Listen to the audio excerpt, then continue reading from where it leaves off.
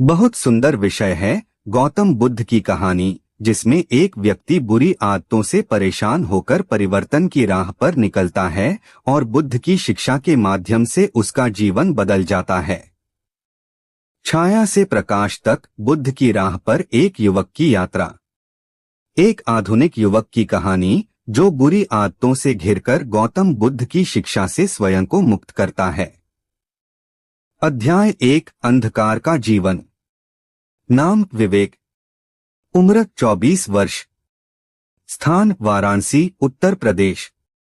विवेक एक सामान्य परिवार से था।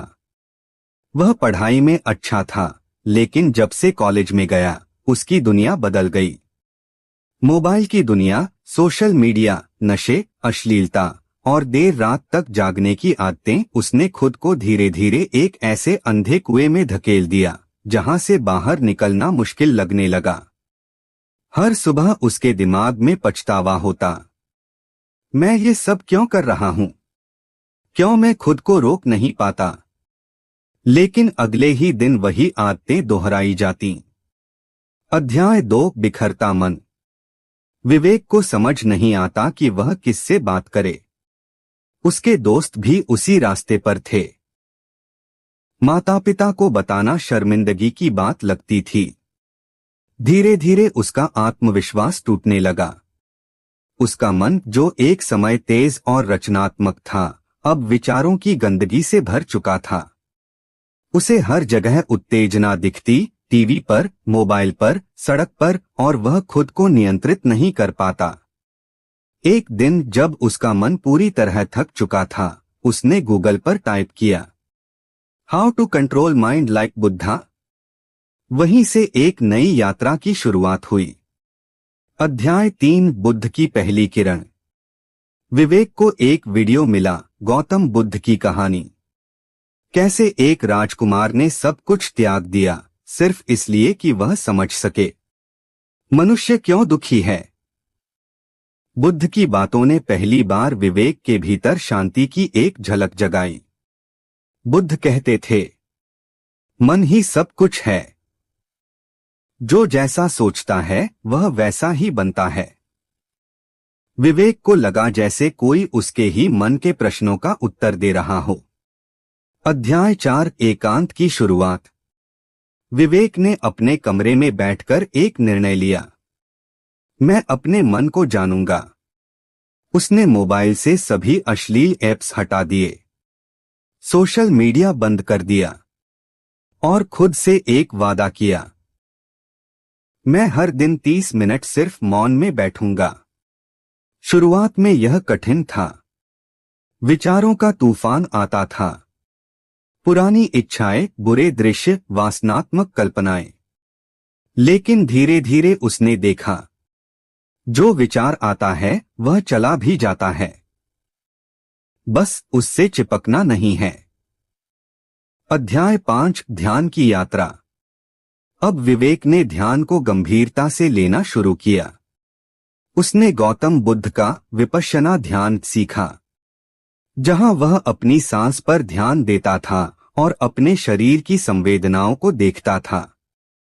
शुरुआत में बहुत बेचैनी होती थी, पैर दुखते, मन भागता और पुरानी इच्छाएं सताती। लेकिन बुद्ध की एक बात बार बार उसे याद आती, सभी संवेदनाएं क्षणिक हैं। वे आती हैं और चली जाती हैं। वह अब उस व्यक्ति से बदल रहा था जो अपने विचारों का गुलाम था, एक ऐसे साधक में जो उन्हें देख सकता था पर नियंत्रित नहीं होता था। अध्याय 6, माया की समझ। बुद्ध ने जो सबसे महत्वपूर्ण बात सिखाई थी, सब कुछ अनित्य है। विवेक को समझ में आने लगा कि कामवासना स्थायी सुख नहीं देती। बुरी आदतें सिर्फ क्षणिक तृप्ति देती हैं, लेकिन दीर्घकालिक दुख। मन का शांति में रहना ही असली सुख है। अब जब भी उसका मन पुराने रास्ते पर लौटना चाहता, वह अपनी सांस को देखता, अपने शरीर की संवेदनाओं को समझता और कहता, ये भी बदल जाएगा, ये स्थायी नहीं है। अध्याय 7 दूसरों की सेवा। एक दिन विवेक ने बुद्ध की ये बात सुनी। दूसरों की सेवा करना ही सच्चा धर्म है। उसने खुद से पूछा, मैंने अब तक सिर्फ खुद की वासनाओं की सेवा की है, किसी और के लिए क्या किया? अब वह नजदीकी बौद्ध विहार में बच्चों को ध्यान सिखाने जाने लगा। वहां उसने देखा, दूसरों को शांति देने में सबसे बड़ा सुख है। बच्चों की मुस्कान, उनके सवाल और ध्यान के बाद उनका शांत चेहरा विवेक के मन के लिए यह एक औषधि बन गई। अध्याय 8 आत्मशक्ति की पहचान। अब 1 वर्ष बीत चुका था। विवेक अब वही व्यक्ति था, पर भीतर से बिल्कुल अलग। उसका शरीर स्वस्थ था, चेहरा शांत था, आंखों में स्थिरता थी, मन में कोई वासना का तूफान नहीं, सिर्फ दृष्टाभाव। अब भी कभी कभी बुरे विचार आते, लेकिन अब वह घबराता नहीं। आओ, मैं जानता हूं तुम क्षणिक हो, मैं अब तुम्हारा दास नहीं हूं। अध्याय 9 बुद्ध का सच्चा शिष्य। विवेक ने अब बौद्ध धर्म का गहन अध्ययन शुरू कर दिया। उसने त्रिरत्न में शरण ली। बुद्ध जिन्होंने मार्ग दिखाया, धम्म बुद्ध की शिक्षा, संघ साधकों का समुदाय। अब विवेक का जीवन एक मिशन बन गया। जो मैं सीख पाया उसे औरों को सिखाऊं। वह ऑनलाइन क्लास लेता, युवा लड़कों से बात करता और उन्हें ध्यान और संयम की ताकत सिखाता। अध्याय 10 छाया से प्रकाश तक। एक दिन विवेक अपने पुराने कमरे में गया, जहां उसकी बुरी आदतों की शुरुआत हुई थी। उसने उस अंधेरे को देखा और एक दीपक जलाया। वह मुस्कराया और कहा, मैं अंधकार से आया था, लेकिन प्रकाश में पहुंचा हूं, गौतम बुद्ध की राह पर। उसने उस कमरे को अब ध्यान कक्ष में बदल दिया। जहां कभी गंदगी थी, अब वहां मौन और ध्यान का साम्राज्य था। अंतिम संदेश। विवेक की यह कहानी सिर्फ उसकी नहीं है, हर उस युवक की है जो आज बुरी आदतों से जूझ रहा है। गौतम बुद्ध ने कहा था, अपने दीपक स्वयं बनो।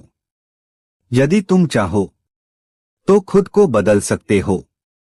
बुरी आदतों से निकलकर एक ऐसा जीवन जी सकते हो जहां मन तुम्हारा मित्र बन जाए। अगर आप चाहें, मैं इस कहानी को एक सुंदर PDF पुस्तक के रूप में तैयार कर सकता हूं, जिसमें चित्र, ध्यान विधियां और बुद्ध के उपदेशों को भी जोड़ा जाए। क्या आप इसे PDF फॉर्म में चाहेंगे या किसी विशेष उपयोग के लिए? ESI स्टोरी देखने के लिए सब्सक्राइब माय चैनल।